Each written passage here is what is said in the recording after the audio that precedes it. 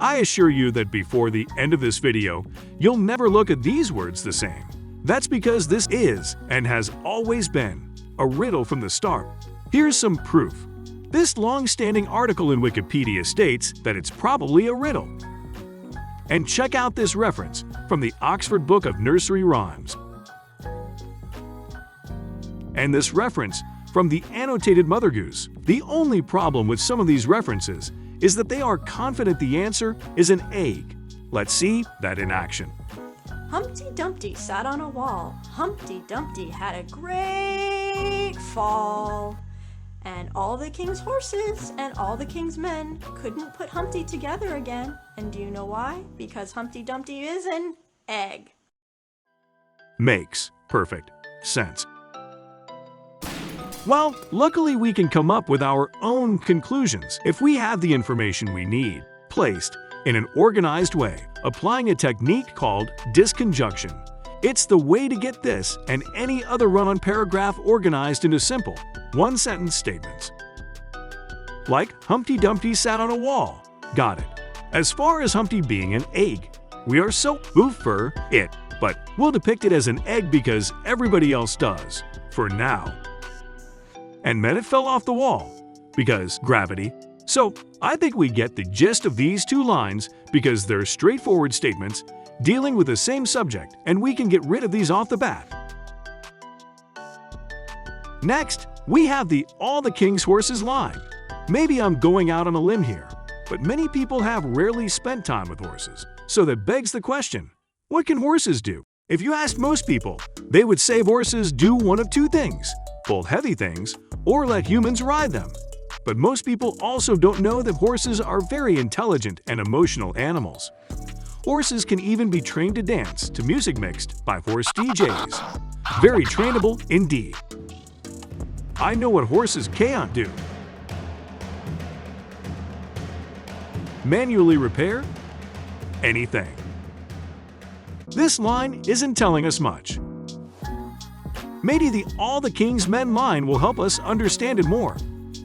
To understand what men did back in the day, when this rhyme was published, we need to recognize that it's actually people, all kinds of people, that can do all kinds of things.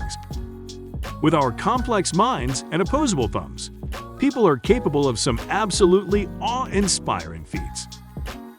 We also learn from our mistakes and get better at what we do at practice. We use our minds and bodies in tandem to make things happen. So, of course, people were well qualified to take on the task of Humpty's creepy little reanimation. If people are capable of at least trying, it makes one wonder why they couldn't handle the task like a boss. So, let's get back to this line in a moment. Now, we couldn't put Humpty together again. What's odd about this line is it's starkly different than any other version of Humpty Dumpty published before.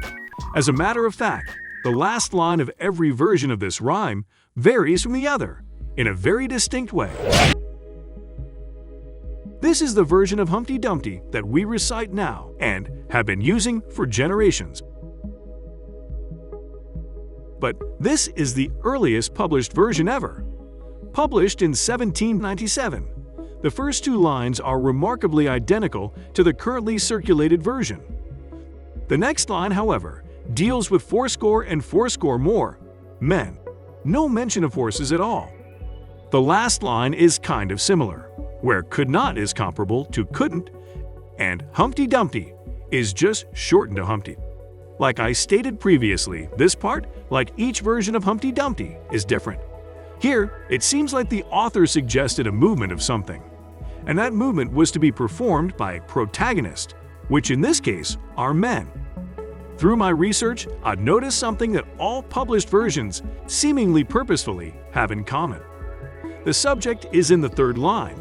It's always the protagonist, and the predicate always starts with a verb separated from the rest with Humpty or Humpty Dumpty sandwiched in between. This forms a near triangular pattern that connects the subject to the predicate to make a short, simple statement. Like men make where he was before. This pattern works extremely well with all versions of this rhyme. Like with this version published in 1810. And this one, published in 1842. So, what happens when you apply this poem summarizing pattern to the Humpty Dumpty rhyme we use today? Let's see. Men put together again. Sure, they do. Okay, horses put together again. Nope, they can't. Wait a minute. Oh boy. Unfortunately, they can. I'm blank for T-Bell. You know, they say that people don't care about quality and tradition nowadays. Well, maybe I'm old-fashioned, but around here we do things the way they ought to be done. That's why we make our glue the old-fashioned way. Out of horses. Colonel Belmont's old-fashioned horse glue. Made the old-fashioned way. Out of 100% dead horse.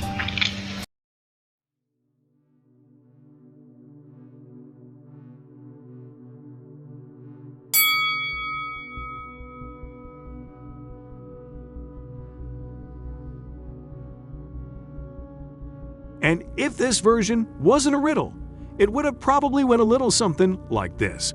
Humpty Dumpty sat on a wall. Humpty Dumpty had a great fall. All the king's horses were turned into glue for men to put Humpty together like new.